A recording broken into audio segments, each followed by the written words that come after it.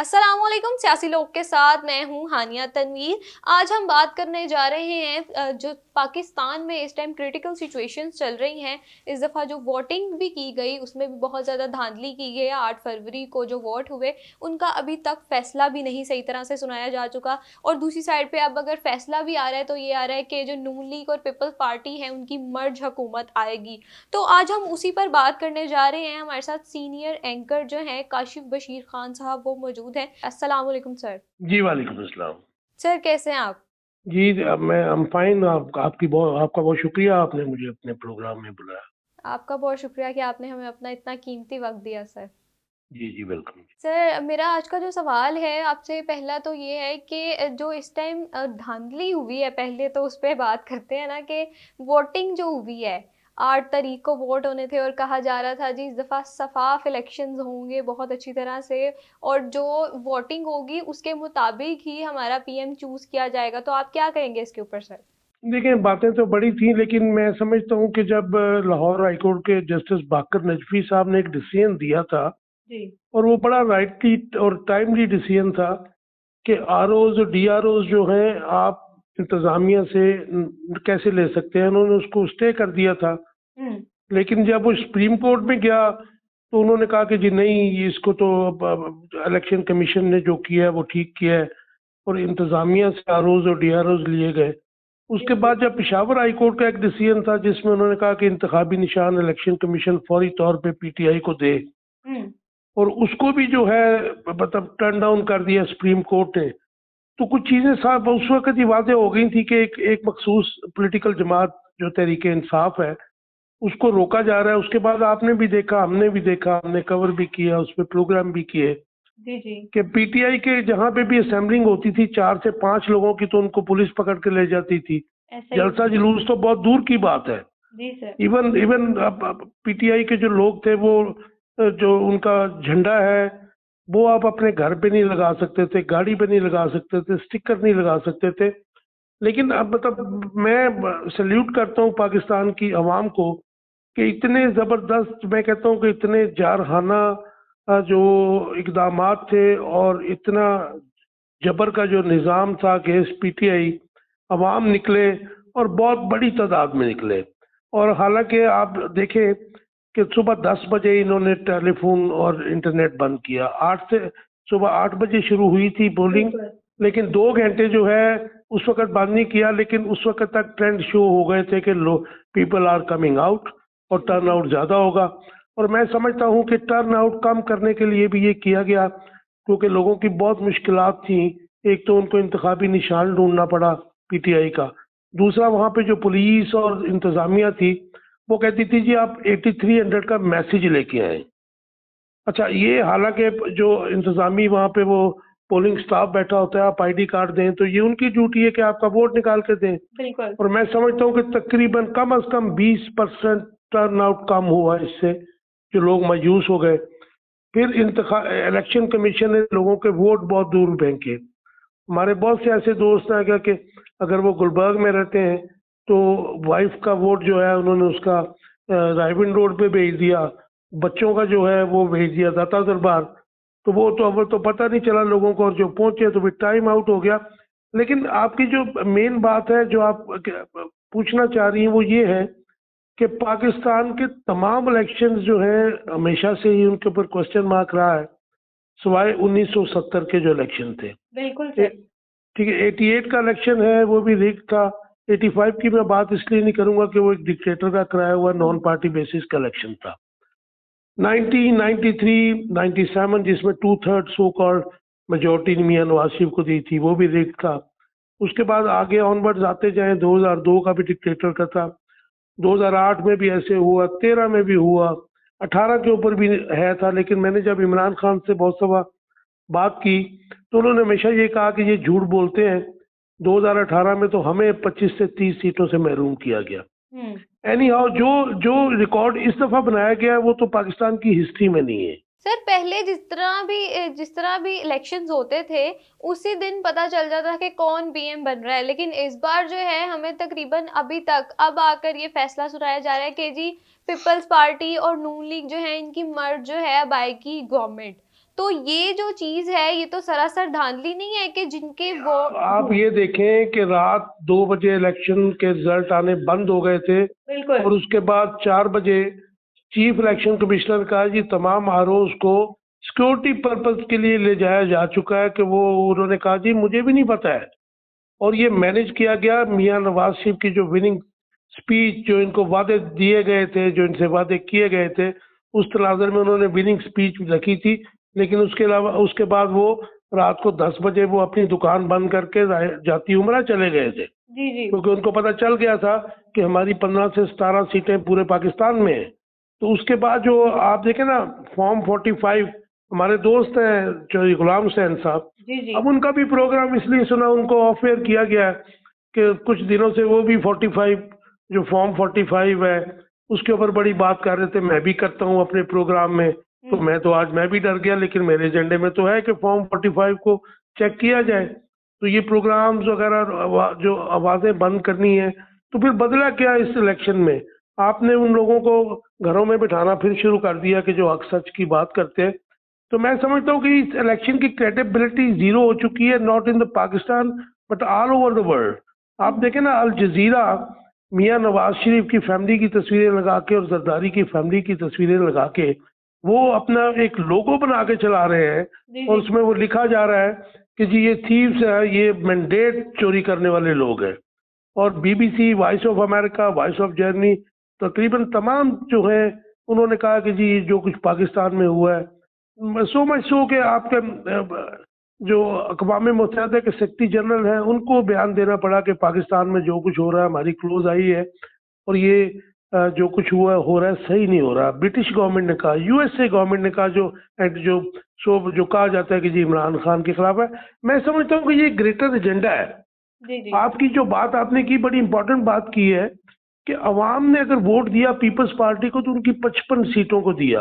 बिल्कुल अगर चले आपने 75-80 सीटें कर ली जितनी भी नून लीग को, उनको भी मेजोरिटी नहीं मिली। मेजोरिटी तो आज भी इमरान खान के पास है, बिल्कुल सर और वो 80 सीटों को क्लेम कर रहे हैं। उनके ऊपर डिसीजंस नहीं आएंगे, मैं जो देख रहा हूँ, क्योंकि आपने उनको अब ट्राइब्यूनल्स के हवाले कर दिया। ट्राइब्यूनल्स तो फैसले 5-5 साल नहीं करते हैं। ऐसा ही तो है इसका मतलब है कि ये जो मसनूई जाली सेटअप है वो अब चलेगा। और जो रात को 12 बजे प्रेस कॉन्फ्रेंस हुई दोनों पार्टियों की, तो आप अंदाज़ा कर लीजिए कि वो अवाम से कितना बड़ा धोखा है कि पूरी इलेक्शन कैंपेन में एक दूसरे को गालियां निकालते रहे और सिर्फ ड्रामा करते रहे, और रात को बंदर बांट कर रहे थे कि वहाँ का गवर्नर हमारा, वहाँ का गवर्नर आपका, आप स्पीकर हमारा, डिप्टी स्पीकर आपका, सेनेट चेयरमैन हमारा, वो हमारा। और सबसे बड़ी बात कि इन दोनों पार्टियों के पास ये मैंडेट ही नहीं है कि सदर पाकिस्तान की सीट का ये सौदा कर सकें, और बेशर्मों की तरह बैठे वहाँ पे थे और अवाम को दिखा रहे थे कि आप जिधर मर्जी वोट डालें, हमने आपको बेचा हुआ है, हमने सब कुछ खरीदा हुआ है। तो ये बड़ा अनफॉर्चुनेट है। मैं नहीं समझता कि ऐसा जो सिस्टम है धांधली ज़्यादा। और आप ये भी देखिए कि पूरे पाकिस्तान की पॉलिटिकल पार्टीज इकट्ठी हो चुकी हैं, प्रोटेस्ट इज देयर।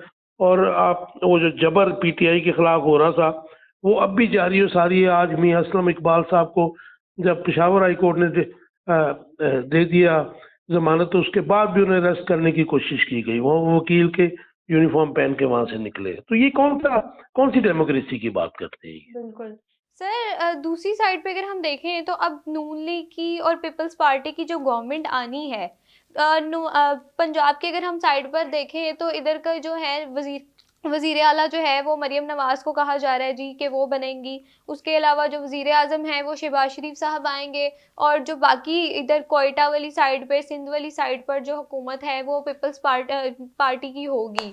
तो मुझे ये बताएं कि क्या आपको लगता है कि ये सब अपने अपने रोल जो है अच्छी तरह से प्ले कर पाएंगे? और पहले भी शहबाज शरीफ साहब जो है पाकिस्तान के पीएम रह चुके हैं। कौन से रूल्स की बात कर रही हैं? ये तो इनके मफादात की जंग है। जो तबाही 16 माह में पीडीएम की हुकूमत ने फैलाई और शहबाज शरीफ जैसे प्राइम मिनिस्टर ने फैलाई, जी जी वो लोग नहीं भूले हैं। उसका जो अब आपको उसकी मज़ामत में जो उसका रिएक्शन था वो अवाम ने अपने वोटों के जरिए दे दिया। बिल्कुल लेकिन अफसोसनाक बात यह है कि गवर्नमेंट कहीं और बनी है, प्लानिंग पहले हो चुकी थी, और माइनॉरिटी की गवर्नमेंट बनने जा रही है। और दो पार्टियां मिलके भी मैं समझता हूँ कि वो जो अवाम से ये धोखाबाजी हो रही है, चार्टर ऑफ डेमोक्रेसी का जो नाम लेते थे, अवाम के हकूक पे सौदेबाजी है। इनके कोई कोई इनका कोई एजेंडा नहीं है। अगर आपने मरियम सफदर की आज की तकरीर सुनी है, जी जी तो एक बंदा जो नामजद वजीर आला हो और वो झूठ बोल रही हो कि जी हेल्थ कार्ड हमने शुरू किया था 2016-17 में, बिल्कुल सही बात है। तो अभी भी वो यही कह रही थी कि जी हमने शुरू किया, उसमें करप्शन नहीं थी। भाई कहाँ था वो कार्ड? इतना बड़ा क्रेडिट जो इमरान खान ने पूरे पाकिस्तान को दिया था 10 लाख रुपए का, ऐसा ही है। आपकी पॉकेट में था, आप उसका क्रेडिट भी लेने जा रही हैं। और उसके बाद वो मैंने हर कहती जी ब्रेनस्टॉर्मिंग की।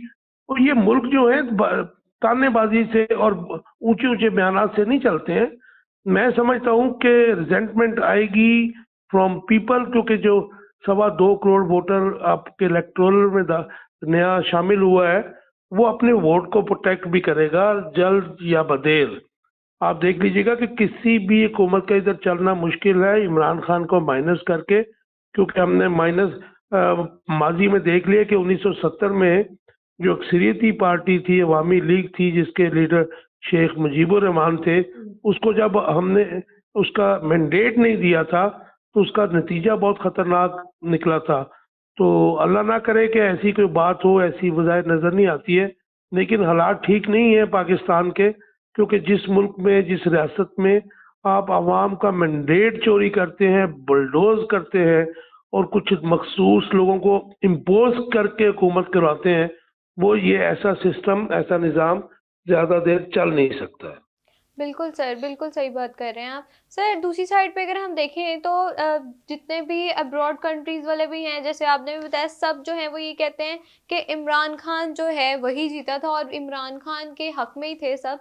लेकिन इन्होंने बहुत धांधली तो की है। और दूसरी साइड पे क्या आपको लगता है कि इमरान खान अगर पाकिस्तान में पीएम नहीं बनेंगे तो ये जो बाकी जितने भी हैं ये पाकिस्तान को आगे लेके जा सकते हैं, ग्रो अप कर सकते हैं? क्योंकि ये तो सिर्फ खाने के लिए आते हैं।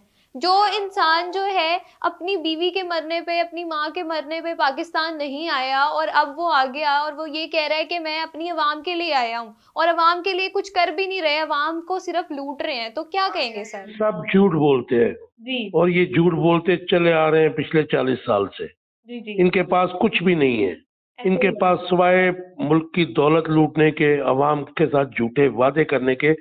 और मैं आपके इस प्रोग्राम की तरफ से मतलब ये बिल्कुल डिमांड करूंगा और मैं एक्सपेक्ट करता हूं कि अवाम जो कि मरियम जो वादे करती रही है जुलूसों में, जलसों में, जी जी कि 300 यूनिट फ्री दूंगी, ऐसा ही है बिल्कुल। और हमजा भी करता रहा कि 300 के 200 यूनिट दूंगा, वो लोग बिलावल भी करता रहा।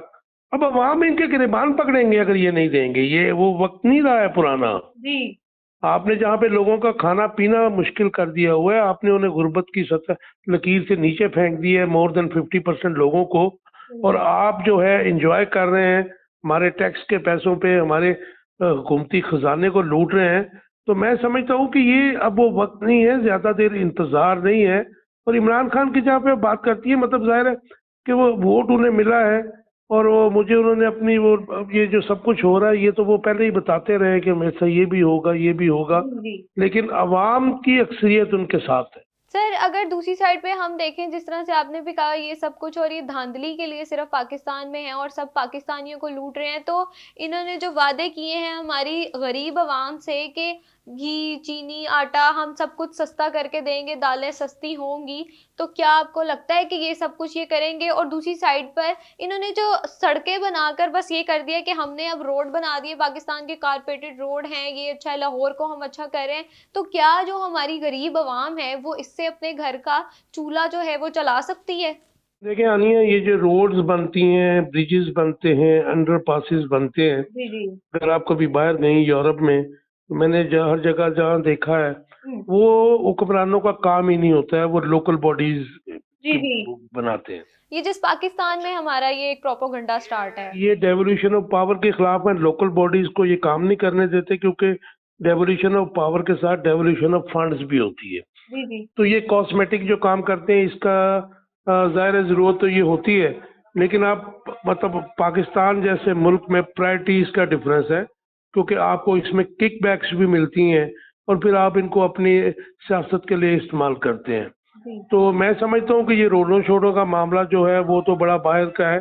जो तरक्की यूरोप में, अमेरिका में हर जगह हुई है, वो लोकल बॉडीज को मजबूत करने से हुई है। वो प्राइम मिनिस्टर या चीफ मिनिस्टर या वुज़रा, सूबाई वुज़रा या वफाकी वुज़रा का काम ही नहीं होता है। और ये तो ज़ाहिर है कि हमने तो यहाँ पे देखा कि पुल बन रहा है तो उसके ऊपर नवाज शरीफ चले गए, उसकी जी तस्वीर लगी है, शहबाज की लगी है। वो सिर्फ एक, मैं समझता हूँ कि गोरख धंधा है। जी तो जी जो आप इससे ही अंदाज़ा लगा लीजिए कि मरियम सफदर की आज की तकरीर में जो उनका बड़ा मतलब नारा था जी 300 यूनिट, उसका नाम भी नहीं लिया गया। जी जी हेल्थ कार्ड को उन्होंने कहा जी ये मेरा है जी, हमने इंट्रोड्यूस कराया था, हालांकि पूरी दुनिया जानती है। इमरान खान साहब लेकर आए थे वो। हेल्थ कार्ड इमरान खान ने दिया और पूरी दुनिया में कहीं पे भी नहीं है ऐसा कार्ड जो उन्होंने दिया, क्योंकि पूरी जी दुनिया में इलाज आपको भी पता है कि बहुत महंगा है। बिल्कुल तो जहाँ पे शुरुआत झूठ से की जाए, जहाँ पे चोरी के मैंडेट से आप चीफ मिनिस्टर और प्राइम मिनिस्टर बने, वो निज़ाम कैसे चलेगा? कौन सी डेमोक्रेसी की हम बात करते हैं? बिल्कुल हमारी रियासत में डेमोक्रेसी नहीं है। हमारे यहाँ पे कोई आइन की जो है इम्प्लीमेंटेशन नहीं है। कानून को रोंदा जाता है, आइन को रोंदा जाता है और डेमोक्रेसी का नाम लेके अवाम को लूटा जाता है, डुगडुगी बजाई जाती है। जैसे अब बिलावल ने बजाई, शहबाज शरीफ ने बजाई और मरियम सफदर ने बजाई, और हार के भी आज वो इम्पोज होने जा रहे हैं पाकिस्तान के अवाम के ऊपर। बिल्कुल thank you so much sir, आपने अपनी राय हमारे साथ पेश की, बहुत अच्छा लगा आपसे गुफ्तगू करके। सर दोबारा से इंशाल्लाह आपको अपने किसी नए टॉपिक पे, अपने किसी नए प्रोग्राम में ज़रूर आपसे बात करना चाहेंगे। आपने अपना कीमती वक्त हमारे लिए निकाला, बहुत बहुत शुक्रिया आपका। Thank you very much. Thank you so much sir. जी तो नाज़रीन, ये थी हमारी आज का प्रोग्राम, हमारी आज की वीडियो। उम्मीद करती हूँ कि आज जिस टॉपिक पे हमने गुफ्तगू की, जिस तरह से हमारा आज का शो था, आपको बहुत पसंद आएगा। सियासी लोग को इसी तरह से वॉच करते रहें और हमारे साथ रहें।